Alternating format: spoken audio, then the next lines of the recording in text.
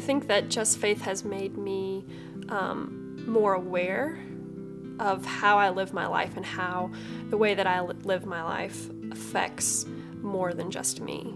It reawakened in me basic values that had been there, but I hadn't really talked to them or talked about them for a while. It helped me evaluate some of my own conceptions and preconceived thoughts of how I viewed the world that I did not really know, and helped me broaden my understanding, I guess, is the biggest thing. There is a calling out there besides growing older, raising kids, and making money. You realize there's things that you can do in your life that may be small, may be local, but may be very important. JustFaith opened me up to what was out there. It upset me a lot. You go through a point where you think you have to save the world, and fortunately you get to the point where you realize that you're one person. It opens your eyes to some realities that are very difficult to digest. I think that when you first approach the issues that JustFaith talks about, it can be very overwhelming, and my first impression was, yeah, right, like we're never going to make any headway in these changes. I think that you can't participate in JustFaith and not be affected for the rest of your life. Yes, their eyes are open. Yes, they're seeing things they've never seen before, but they also have the tools to deal with that. And they have the community to deal with that as well.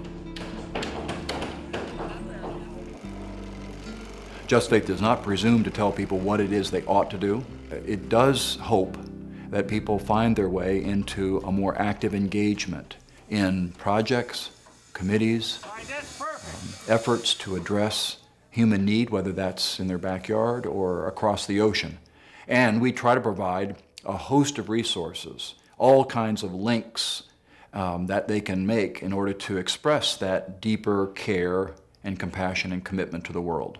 And one more question. Tell me again why it is I should give 9 months of my life to a program that will challenge me to grow and maybe even change.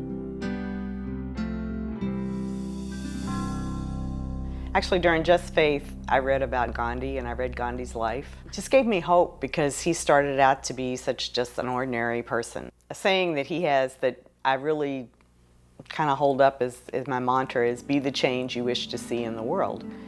And, you know, if that means you got to do something. If you don't do anything, then you're going along with whatever else is going along in the world. The problems of poverty in the world are not insurmountable if enough people believe that they can be overcome, that the resources exist in this world to solve the world's problems if people worked at it together. I have a beautiful little granddaughter, Serena, 2 years old. I want the world to be better for her and for all the kids. So I think it's just hopefully pulled me a little bit further towards, or a little bit closer to, the kind of person that I want to be. JustFaith was created simply because so many people of faith are unfamiliar with their own faith tradition.